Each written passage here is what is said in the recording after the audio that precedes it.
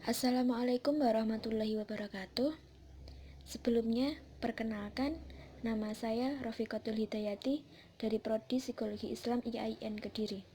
Di sini saya akan menjelaskan tokoh filsuf alam beserta hasil pemikirannya. Tokoh yang pertama ialah Thales. Thales adalah seorang filsuf yang mengawali sejarah filsafat barat pada abad ke-6 sebelum Masehi. Sebelum Thales, pemikiran Yunani dikuasai cara berpikir mitologis dalam menjelaskan segala sesuatu. Thales mencoba menjelaskan dunia dan gejala-gejala di dalamnya tanpa bersandar pada mitos, melainkan pada rasio manusia. Thales menyatakan bahwa air adalah prinsip dasar segala sesuatu. Air menjadi pangkal, pokok, dan dasar dari segala-galanya yang ada di alam semesta. Berkat kekuatan dan daya kreatifnya sendiri, tanpa ada sebab-sebab di luar dirinya, air mampu tampil dalam segala bentuk, bersifat mantap, dan tak terbinasakan. Menurut Thales, air sebagai sumber kehidupan, bahan makanan semua makhluk hidup mengandung air, dan semua makhluk hidup memerlukan air untuk hidup.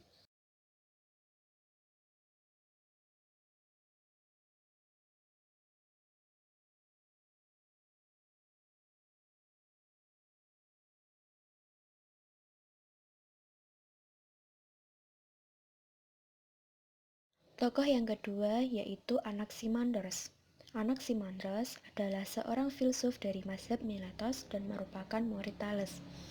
Anaximandros menjadi terkenal karena mengkritik pandangan gurunya yaitu Thales mengenai air sebagai prinsip dasar dari segala sesuatu.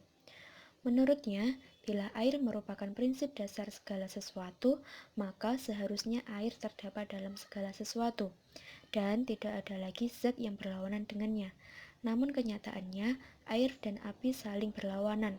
Karena itu, Anaximandros berpendapat bahwa tidak mungkin mencari prinsip dasar tersebut dari zat yang empiris. To apeiron yang berarti tanpa batas, merupakan suatu prinsip dasar segala sesuatu. Ia bersifat ilahi, abadi, tak terubahkan, dan meliputi segala sesuatu. Dari prinsip inilah berasal segala sesuatu yang ada di dalam jagat raya, sebagai unsur-unsur yang berlawanan, yang panas dan yang dingin, yang kering dan yang basah, malam dan terang. Kemudian pada prinsip ini juga semua pada akhirnya akan kembali.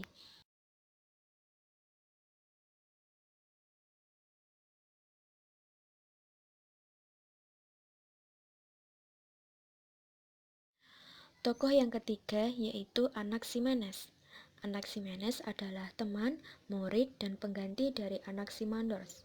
Anaximenes tidak lagi melihat sesuatu yang metafisik sebagai prinsip dasar segala sesuatu, melainkan kembali pada zat yang bersifat fisik, yakni udara. Tidak seperti air yang tidak terdapat di api, udara merupakan zat yang terdapat di dalam semua hal, baik air, api, manusia, maupun segala sesuatu. Udara adalah zat yang menyebabkan seluruh benda muncul, telah muncul atau akan muncul sebagai bentuk lain.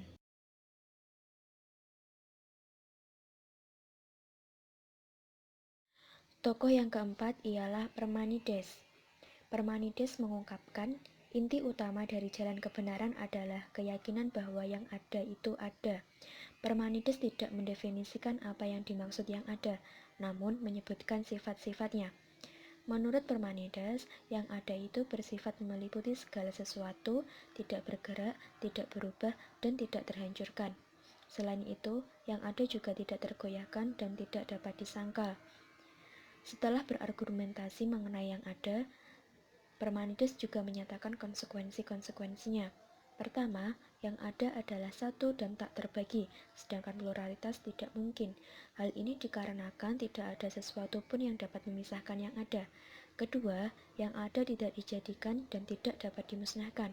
Dengan kata lain, yang ada bersifat kekal dan tak terubahkan. Ketiga, harus dikatakan pula bahwa yang ada itu sempurna, seperti bola yang jaraknya dari pusat ke permukaan semuanya sama. Menurut Parmenides, yang ada itu bulat sehingga mengisi semua tempat.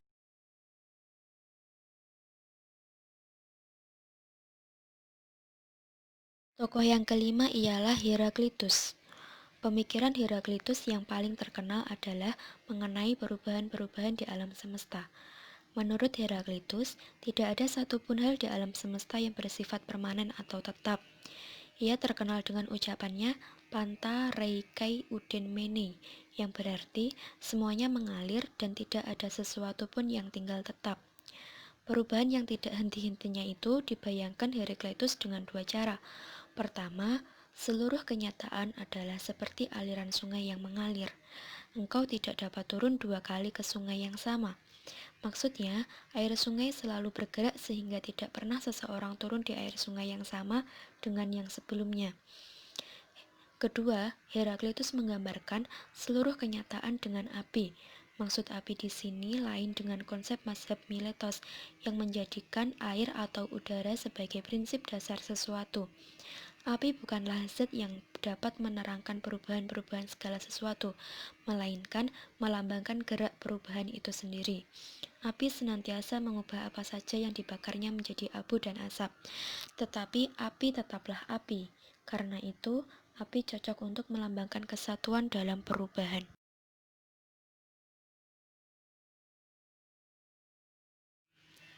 Sekian materi dari saya, semoga bermanfaat ya. Dan mohon maaf jika ada kekurangan. Wassalamualaikum warahmatullahi wabarakatuh.